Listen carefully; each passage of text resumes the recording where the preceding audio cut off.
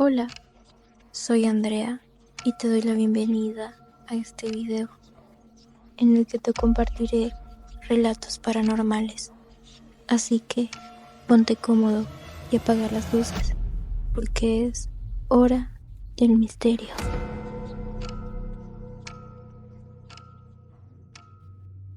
La señora Ada. Trabajo en un asilo de ancianos en el departamento de actividades. Una tarde, mientras buscaba voluntarios para participar en actividades de día, me encontré con Ada, una de las residentes. Ella se encuentra en una silla de ruedas. Ella me dijo que estaba esperando a su tía y por eso quería quedarse en el pasillo a recibirla. Yo, tratando de convencerla, le dije que su tía la estaba esperando en su habitación, pero ella se negó a moverse de ahí. Después de hablar un poco del posible riesgo de quedarse ahí, en el caso de un incendio, por ejemplo, ella accedió a dejarme llevarla arriba. Entonces la llevé arriba a su habitación. Ella se acercó a la cama y empezó a hablar casi como si estuviera sentado alguien ahí. Miré hacia esa dirección y me sorprendí al ver la forma de alguien sentado en la cama. En eso, Ada me pidió algo de tomar. Entonces salí y volví unos minutos después con un jugo de manzana. Puse el popote en su vaso y le pregunté si necesitaba algo más. Ella miró detrás de mí y comenzó a hablar. Le pregunté si a su tía le gustaría comer o beber algo, y ella se negó con la cabeza. Así que decidí encender la televisión y cambiar de canales para ver cuál quería. Mientras tanto, pude ver una sombra con el rabillo del ojo, y mi audífono comenzó a funcionar extraño y emitía un zumbido discordante. Soy sorda. Estaba confundida, así que miré hacia la puerta ajustando mi audífono, y de repente la puerta se cerró con tanta fuerza que pude sentir el aire y la onda expansiva del portazo. Las puertas que hay en el asilo son livianas, sin embargo, es difícil cerrarlas de golpe. Justo después del impacto, pude ver asombrada cómo la manija empezó a moverse frenéticamente de arriba hacia abajo. Ada miró hacia la puerta y luego me vio a mí. Entonces, ella se disculpó diciendo que su tía solo quería privacidad. Estaba muy asustada, pero me las arreglé para no mostrar ninguna reacción ni nada, ya que no era mi primera vez experimentando este tipo de cosas.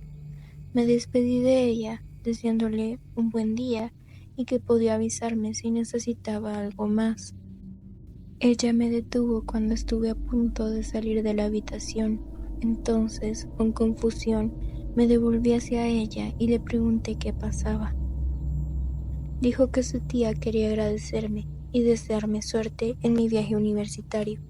Lo raro es que nunca había hablado de mi vida personal con ella, así que no sé de dónde pudo haber sabido de ese viaje.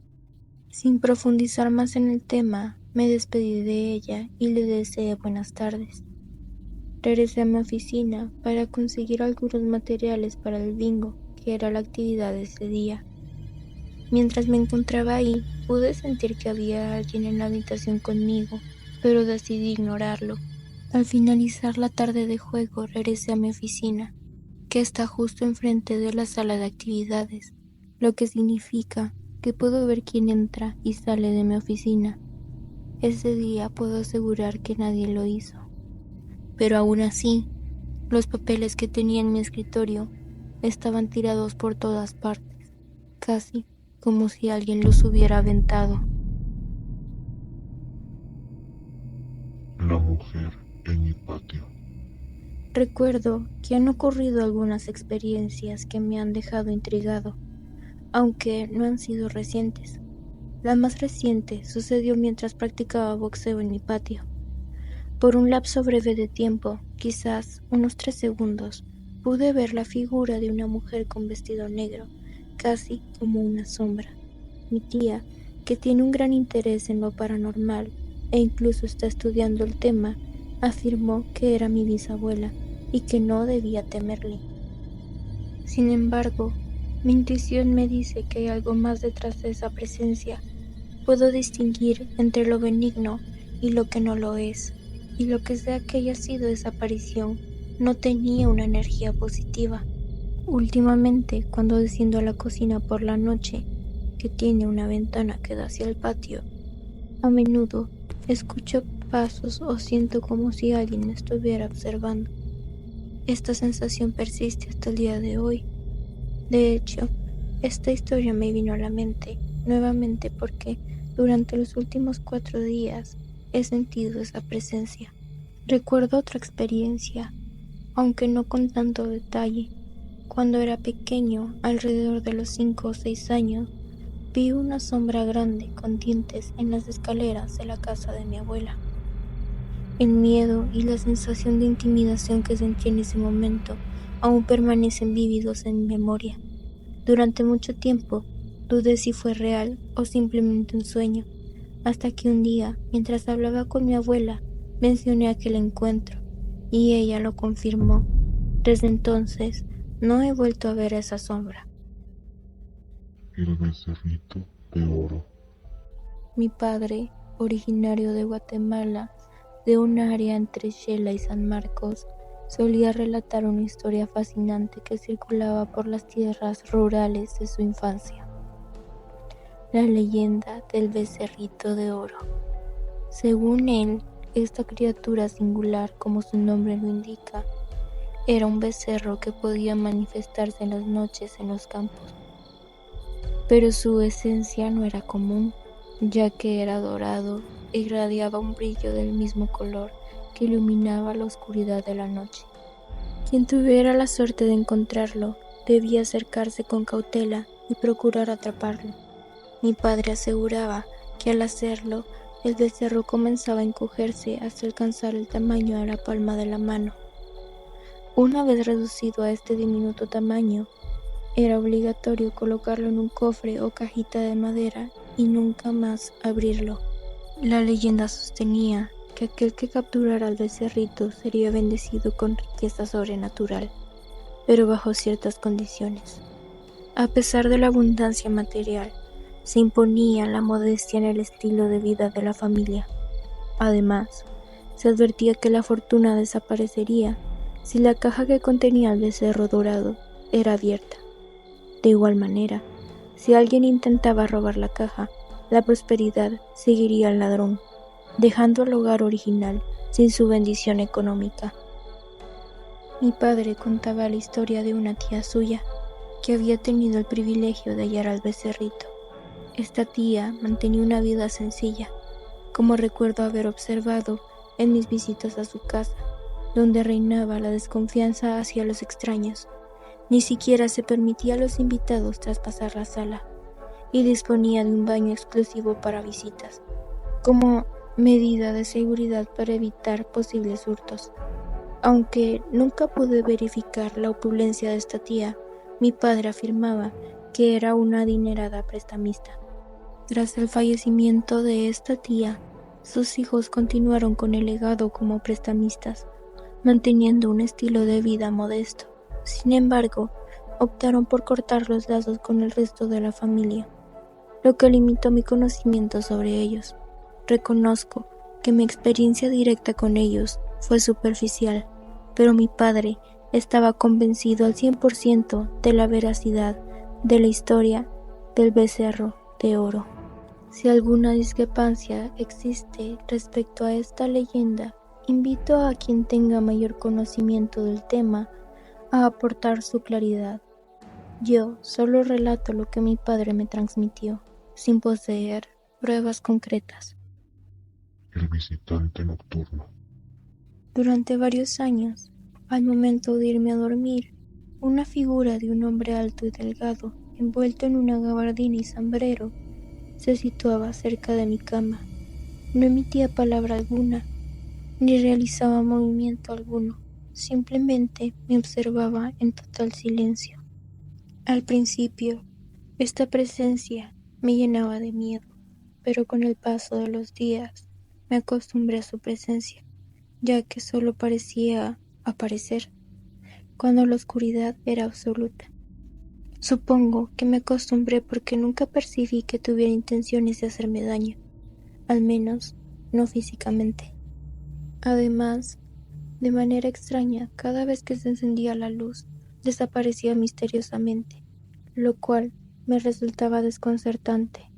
Durante esos mismos años, escuchábamos los sonidos de cadenas o de algún objeto metálico arrastrándose en la azotea de la casa, siempre entre la medianoche y las 3 de la madrugada.